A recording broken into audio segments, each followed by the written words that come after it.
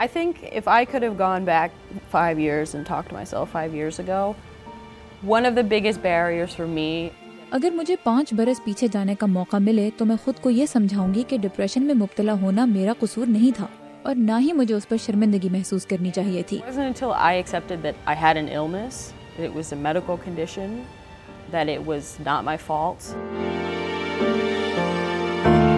Depression ایک ایسا مرض ہے جس کے بارے میں عموماً زیادہ بات نہیں کی جاتی، اور آپ کو یہ جان کر حیرت ہوگی کہ امریکہ جیسے ملک میں بھی ڈپریشن اور دیگر ذہنی امراض کو سٹگما کی حیثیت حاصل ہے. آج ہم آپ کی ملاقات کرائیں گے ایک ایسی خاتون سے جو نہ صرف ڈپریشن کی مریضہ رہ چکی ہیں بلکہ اب اس بات پر یقین رکھتی ہیں کہ امریکہ میں ڈپریشن اور دیگر ذہنی امراض کے بارے میں آواز اٹھانا ناگزیر ہوتا جا رہا ہے. ملیے کورٹنی بلیئر سے، جنہوں نے اکنامکس جیسے پیچیدہ مضمون میں امریکہ اور لندن سے ڈگری حاصل کی، مگر آج کل کورٹنی اپنی ملازمت اور زندگی کے معمولات سے وقفہ لینے پر مجبور ہیں، اور اس مجبوری کی وجہ ہے ڈپریشن.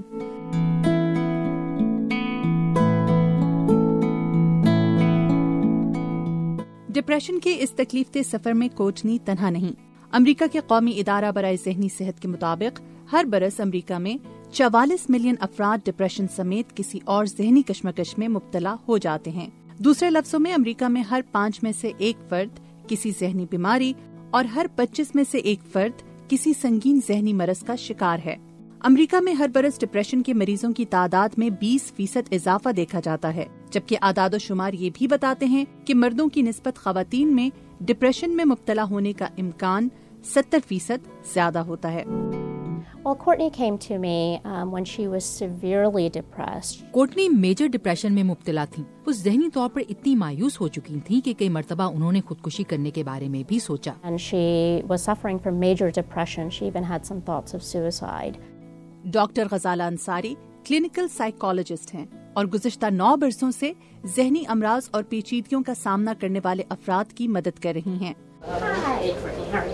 ڈاکٹر غزالہ کہتی ہیں کہ ڈپریشن اور انسان کے حیاتیاتی اور جینیاتی پس منظر کا آپس میں گہرا تعلق ہے، مگر بعض اوقات زندگی میں پیش آنے والے کسی سانحے یا پھر طلاق، کسی پیارے کی موت اور بے روزگاری جیسے غیر معمولی واقعے کی وجہ سے بھی انسان ڈپریشن کے گڑھے میں گر سکتا ہے.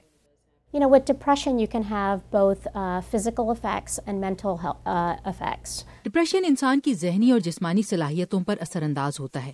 کچھ لوگ تھکاوٹ اور جسم میں درد کی شکایت کرتے ہیں، جبکہ کچھ لوگوں کو چیزوں پر اپنی توجہ مرکوز کرنے میں دقت پیش آتی ہے.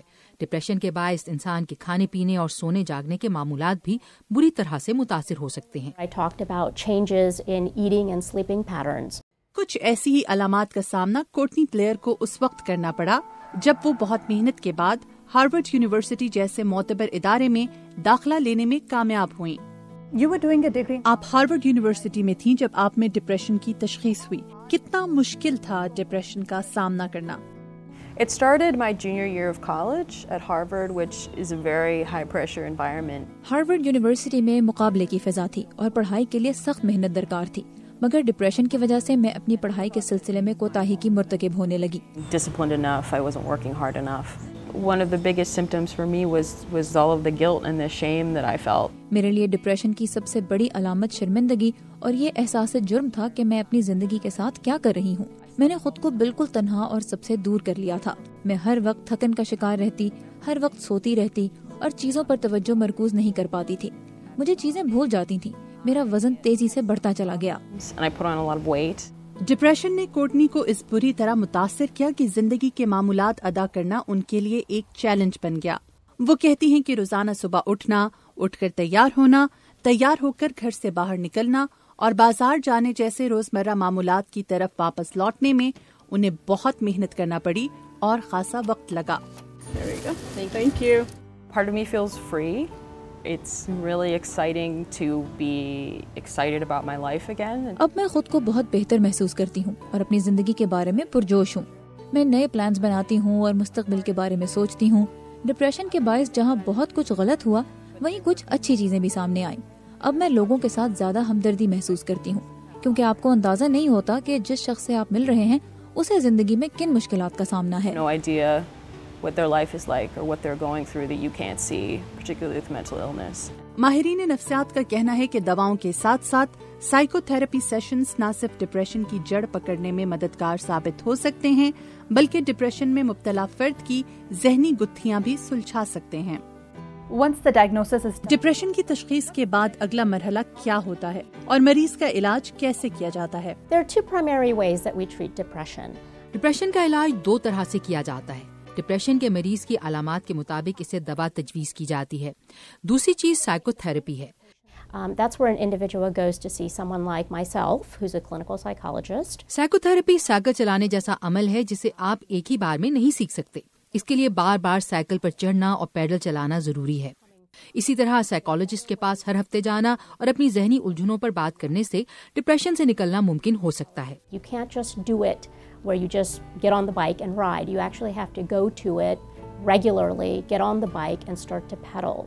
मगर एक ऐसे मुआशरे में जहां बाकी दुनिया की तरह डिप्रेशन और ज़हनी अमराज को आज भी स्टिग्मा तस्वुर किया जाता हो, कोर्टनी ने इस बारे में आवाज बुलंद करने और अपनी कहानी दूसरों तक पहुंचाने की हिम्मत कैसे की? I've tried to make an effort to speak to as many people as I can, to be as open about it as I can. मैंने शऊरी कोशिश की कि अपनी आवाज़ ज़्यादा से ज़्यादा लोगों तक पहुंचाऊं। ज़्यादातर लोग ये नहीं मानना चाहते कि वो किसी ज़हनी मर्ज में मुब्तला हैं, क्योंकि अमरीकी माशरे में आज भी इस हवाले से फरसूदा सोच पाई जाती है। Somebody might be suffering from a mental illness and you might not be able to tell, and it doesn't mean that they're crazy in the traditional sense or a danger to others. It just means that they're suffering.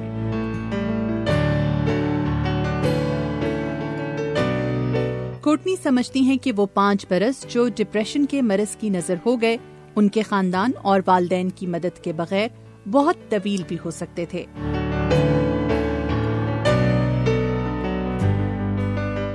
कोर्टनी अब depression से निकलकर बहाली के सफर की तरफ गामजन हैं और मुस्तकबिल के लिए मंसूबा साजी भी कर रही हैं। वो समझती हैं कि बतौर इंसान अपनी अहमियत और ज़ात का एहसास उनके लिए सबसे अनमोल है और अपनी बकिया जिंदगी वो इसी एहसास के साथ गुजारना चाहती हैं।